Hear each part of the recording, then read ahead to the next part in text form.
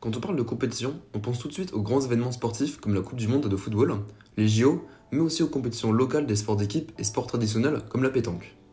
Mais le sport n'est pas le seul domaine dans lequel il y a des compétitions. Depuis une dizaine d'années, on a maintenant l'exemple de l'e-sport qui est maintenant bien connu du grand public. On parle justement d'e-sport car ces compétitions ont de nombreux points communs avec les compétitions sportives.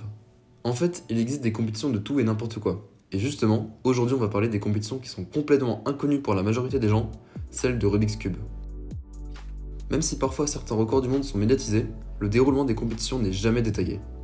C'est pour ça que je vais m'occuper de vous présenter de A à Z comment se déroulent les compétitions de Rubik's Cube. Tout d'abord, il faut commencer par trouver une compétition. Et déjà, c'est clairement pas gagné. En France, on a le droit chaque année à entre 20 et 30 compétitions, mais les places sont limitées, donc c'est très fréquent qu'en moins de 24 heures, les inscriptions soient terminées.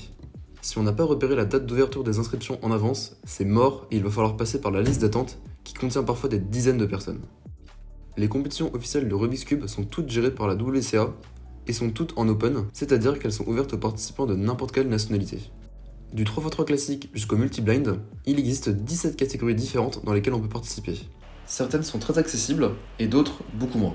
C'est pour ça que les enfants, généralement moins patients, sont souvent meilleurs dans des épreuves simples type 2x2, 3x3 et Pyraminx. Et à l'opposé, on a les adultes qui excellent dans les épreuves de blind. La grande majorité des épreuves se déroulent sur le format de la moyenne de 5. On résout 5 fois le cube, et le meilleur temps et le pire temps ne seront pas pris en compte.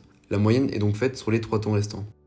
Il y a d'autres formats, comme la moyenne de 3 pour le FMC, et un système de points pour le multi-blind, où chaque cube résolu vaut 1 point, et chaque cube non résolu vaut moins 1 point. En général, dans un même tour, les participants résolvent les mêmes mélanges, mais s'il y a beaucoup de monde à participer, il y aura plusieurs groupes par round. Par exemple, au premier tour du Cube au championnat du monde de 2019, il y avait 358 participants qui étaient divisés en 4 groupes A, B, C et D. Les meilleurs participants étaient dans le groupe A et les moins bons dans le groupe D. Chaque groupe avait alors des mélanges qui leur étaient uniques. Le groupe C eut alors le mélange le plus facile de l'histoire, une simple PLLU, soit 8 mouvements, pile au-dessus de la limite minimale de nombre de mouvements au Cube, qui est de 7. Évidemment, les singles des participants du groupe C furent alors bien meilleurs que ceux du groupe A. C'est donc possible que les mélanges avantagent ou désavantagent certains participants. Enfin, selon la compétition et selon les épreuves, on pourrait avoir un seul round, ou alors jusqu'à 4 rounds dans certains cas. Maintenant, on va parler de l'expérience de la compétition qu'on a en tant que speedcubeur. Déjà, il faut presque systématiquement traverser la moitié de la France si on veut faire plus d'une compétition par an. Il faut organiser le déplacement pour l'aller, pour le retour et pour l'hébergement. En général, une compétition s'étale sur un week-end entier, et la salle est divisée en 2 parties. Tout d'abord, la table des résolutions, c'est là que seront résolus les essais officiels, et ensuite l'espace libre, avec de grandes tables qui permettent de s'échauffer, de rencontrer les autres participants, de demander à Félix Zemdegs de signer son cube, ou encore de troller les enfants.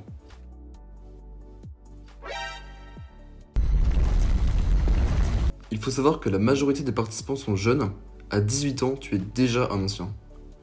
Et aussi, il n'y a pas de restriction de niveau à avoir pour participer. La seule chose qu'il faut savoir faire, c'est juste résoudre un Rubik's Cube. Et ça, c'est un point qui préoccupe beaucoup de gens, mais en fait, il n'y a pas de niveau à atteindre pour devenir speedcubeur, il faut juste avoir envie de résoudre le cube le plus rapidement possible. Maintenant, on va parler de comment se déroulent les résolutions officielles. Par exemple, si tu participes au 3x3, au premier round, tu vas être attribué à un groupe, et tu devras déposer à la table des mélangeurs le cube que tu vas utiliser pour ta moyenne. Ce groupe, il peut contenir entre 10 et 100 personnes, et tu seras isolé dans une salle séparée de l'espace compétition. Une fois que le cube a été mélangé, un runner va le prendre, va aller taper dans la salle d'attente et va t'amener sur une table de résolution, où un juge t'attend avec une station Stagmat.